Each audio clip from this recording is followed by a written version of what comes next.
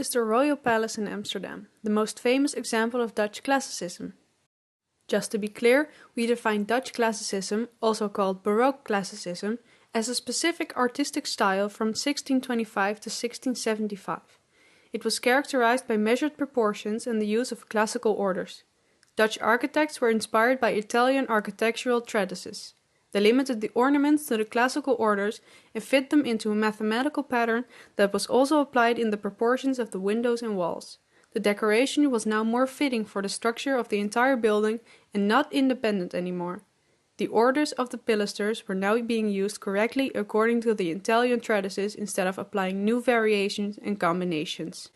In the 17th century, Amsterdam became increasingly wealthy and wanted to create a sense of allure, which was fitting for an upcoming trading nation. This created a need for a monumental style for public buildings and private houses. This style was more reserved and stately, so more impressive, than the previous, more playful architecture.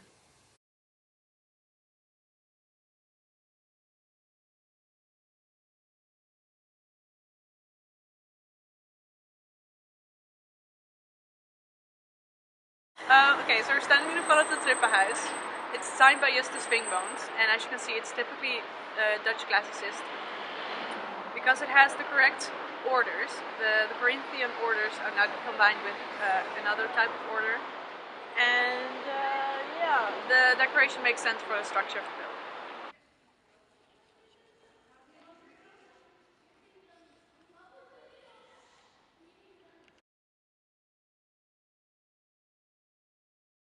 So we're standing in the Meisjesbinnenplaats, and this is another form of Dutch classicism.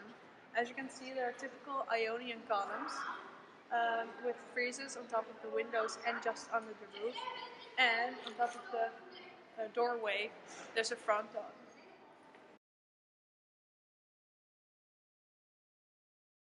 The struggle style is a period of transition between the Classicism and the Dutch Neoclassicism.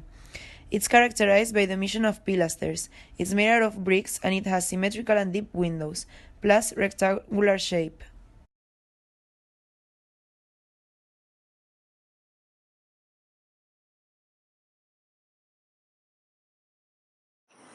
So we're standing in front of the Portuguese synagogue. We can see it's part of the struggle style because it has the balcony and it's made out of bricks. It also makes an omission of pilasters, and the windows are symmetrical and aligned in the building. Neoclassicism in the Netherlands was different from the rest of Europe. This was because they tried to combine their own Dutch style with the neoclassical elements. Some of the characteristics are the mixture of pilasters, typical of the Dutch classicism, and a porch, typical of the European neoclassicism. Here we have the Moses and Aaron Church. This building is a good example of the Dutch neoclassicism. Although it has a simple and sober style, it also has balconies, Ionian columns, and arcs.